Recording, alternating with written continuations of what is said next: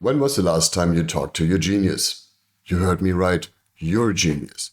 When we use the word genius, we actually use it slightly incorrectly. We say this person was a genius, that person was a genius, Einstein or a Picasso, those people are geniuses.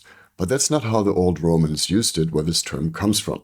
They thought everybody has a genius. And in that it's related to the Arab concept of genie. They also thought everybody had a genie.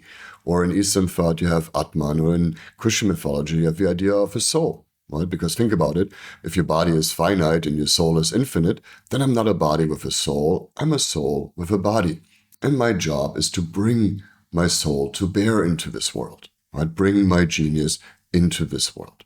Now, your genius, your higher circuitry, right, these higher human capacities, they're sending you information all the time. But when the bottom circuits, right, when your body, your emotions, your mind are too loud, we don't hear it. Right? When our body is not well, right? When we didn't sleep well, or we're dehydrated, when our emotions are in turmoil, or we don't feel safe, right? Or when we're thinking about all the things we should be doing, right? Then there's not much room for your genius to come in. And also we're not related to ourselves.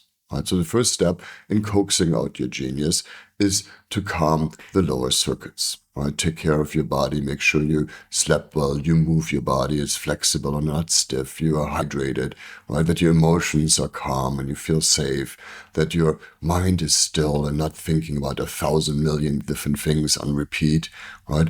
Because then we can relate to ourselves. And once we relate to ourselves, then we can begin to listen to that subtle information that wants to come in through us. Those notions, those visions that we have, and what wants to be expressed through us. Right? And this is something that is uniquely human. Right? This is something an AI doesn't have. An AI might have a lot of knowledge, but it doesn't have imagination. And as Einstein already said, imagination is more important than knowledge.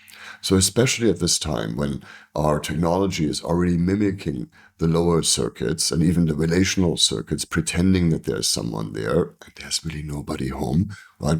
In these times, it's so much more important that we as humans connect to ourselves, take the time to relate to ourselves and consciously relate to our genius. Because we're in the middle of transformation right now, and there's a lot of confusion and uncertainty, but this is also the best time to build something new.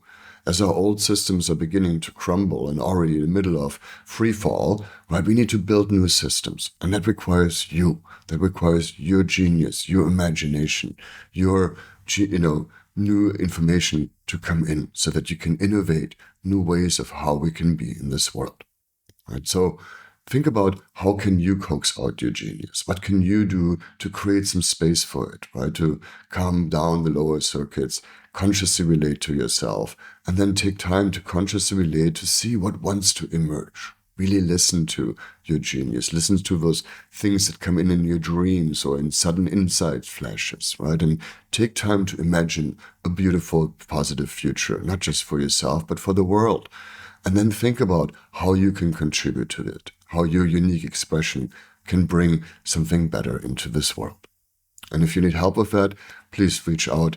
I'm so happy to help you and your team to connect to their genius so we can create the innovations that we need to make this new world happen while our old world crumbles.